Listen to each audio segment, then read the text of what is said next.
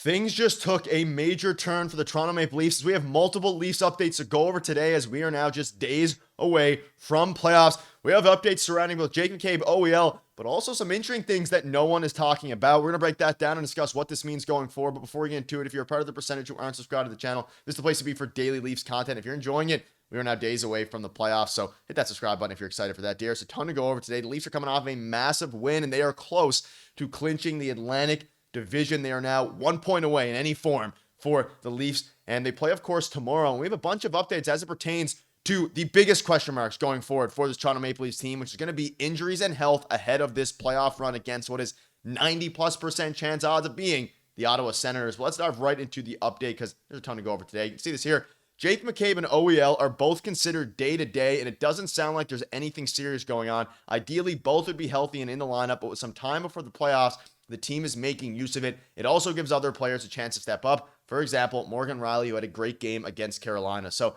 this has obviously been the biggest storyline, aside from the Leafs playing well, but the Atlantic Division, knock on wood a little bit, is seemingly locked up if either, Tampa Bay loses a game in regulation or the Leafs win or get a point of any kind in tomorrow's game. But regardless of that, the Leafs, in order to go far, are going to need their two defensemen, specifically Jake McCabe. And of course, he's been out now for a little bit, and it seems like all signs are pointing to them being healthy, which is a bit of a turn from what we thought a little bit there. And we also have some other things to discuss as it pertains to the standings. But things took a turn for the positive here, and it seems they're both going to be available. And I would assume one of them at least, probably Jake McCabe, we're going to get into a game here either tomorrow, but most likely I would say Thursday. Yeah, I'm not sure about OEL. I wonder if they keep him out until the end of the regular season, but by all accounts and what we've heard from Craig Berube, Jake McCabe will play in a game before the regular season ends. So it's either tomorrow or it's Thursday, and he's going to play in one of those games. And this is really good news this morning because we knew that McCabe was probably nearing a return. We don't have any updates still on David Kampf and his status heading into the playoffs, but OEL, this is good news for OEL too. They will both be back for the playoffs. And I think this is kind of smart as well because, rest these guys. You know that the defense, especially in the playoffs, are going to take a beating. There's less of them. And obviously, in on the forecheck, the physicality gets ramped up big time in the playoffs. So these guys are beat up during the season. They're going to get beat up during the playoffs. This is something that they probably could play through, like if it was the playoffs. That's something that maybe could be nagging them and something that you'd rather not be playing through, but could. So I think that this is smart. Just rest them. You don't need these. You need the points, but you don't need these guys in the lineup right now. Like you can still win without them, like we saw yesterday in a pretty impressive win over the Carolina Hurricanes. So this is pretty smart. I'm not too concerned regarding OEL and Jake McCabe, but I am concerned about David Kampf because I haven't heard anything about him.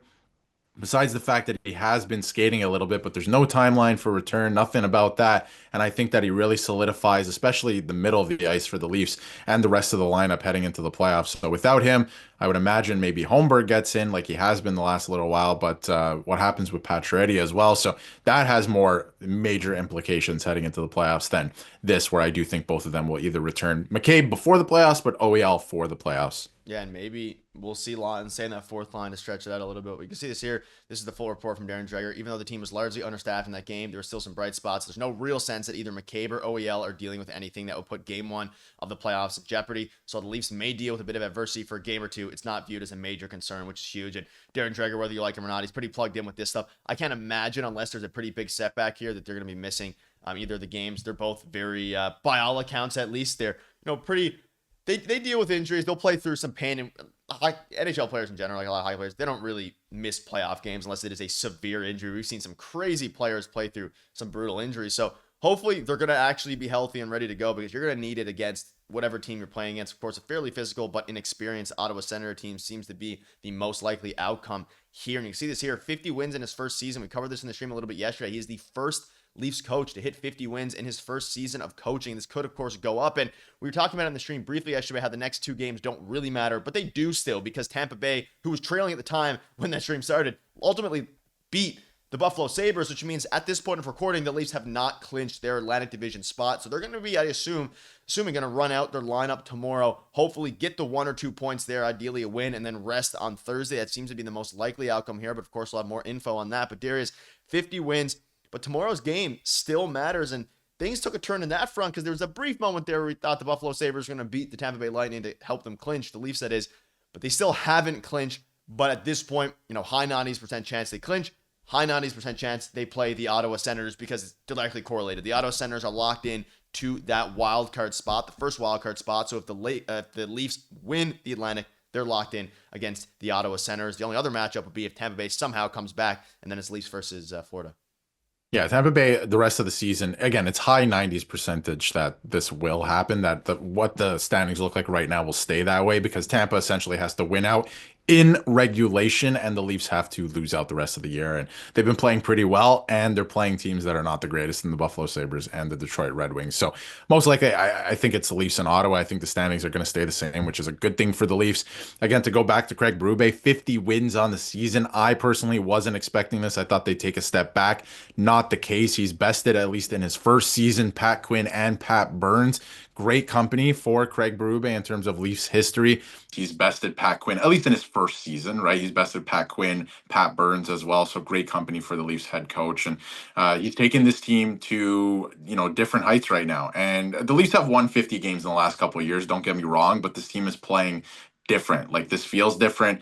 Heading into the playoffs, obviously they're playing heavier. I'm excited to see what they're able to do in this year's playoffs. So this has been fantastic to watch and pretty good company for Craig Berube, honestly. Yeah, and if you're wondering why Darius' setup changed, his power went out. So shout out to Darius for with no power, still clutching up for the video. But yeah, there's been seasons where it's not. Yeah, the Leafs are probably going to win the Atlantic Division. I don't want to jinx it, but assuming they do, this isn't like the best season the Leafs have had, even in the past few years. Like Sheldon Keefe has had better seasons. The problem was no team ran away, or other teams ran away with the Atlantic Division. Of course, most notably, in the Panthers there. I think 115 point season there in 2021, 2022, whatever it was, or at least finished second. This was it was perfect timing. The rest of the Atlantic Division, the teams around the NHL have gotten a little bit weaker this season, especially, and Craig Berube has instilled a playoff mentality into them. You can see this here. They've been rolling since the trade deadline, 12-5-1 since acquiring Carlo and Lawton. I do ultimately think that Brandon Carlo has played a huge part of that, especially with over the past couple games with the way the defensemen have went down. And let's touch on Morgan Rielly a bit here before we wrap up. Again, one more point to clinch the division, and the remaining games are Buffalo, Detroit, Florida Rangers for Tampa Bay. Morgan Rielly has looked very good in the past couple games. He was by far the Leafs' best player yesterday, and it was a really good game for him. 3 assists. He hit the 40-point threshold, which, far and away from what he used to be able to do with the 50 points, 60 points. But regardless of that, he's looked better under Brandon Carlo, and I think having some sort of stability now has helped him a lot.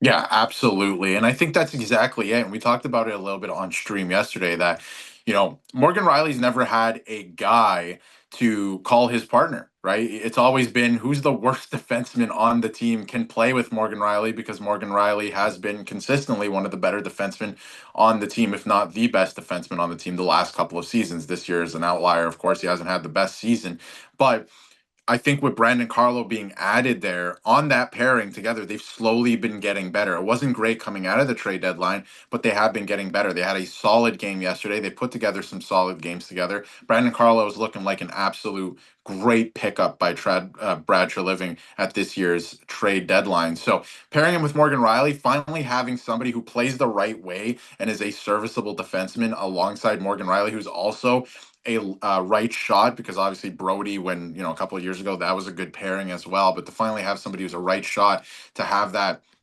in sync with each other is fantastic. They've been playing great. And if they can continue this into the playoffs, Rielly can find his game. It's a down year. I'm a big believer in Morgan Rielly. I think that, he hasn't had the greatest season. I don't think it's going to follow him into next season.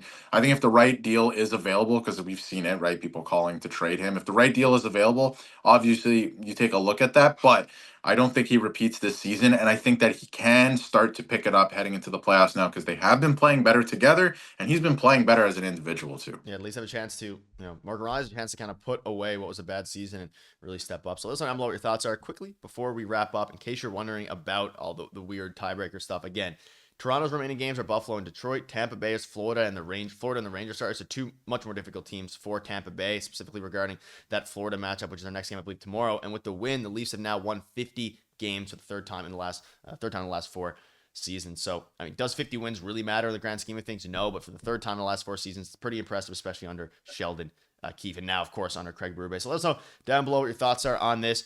We're entering the calm before the storm here. The Leafs play what is presumably going to be Saturday. We'll have an update, as the regular season continues to end here with the last game on Thursday and the next game tomorrow. But let us know down below what your thoughts are. And also let us know what your thoughts are on this stat here. 50 games for the third time in the last 4 seasons.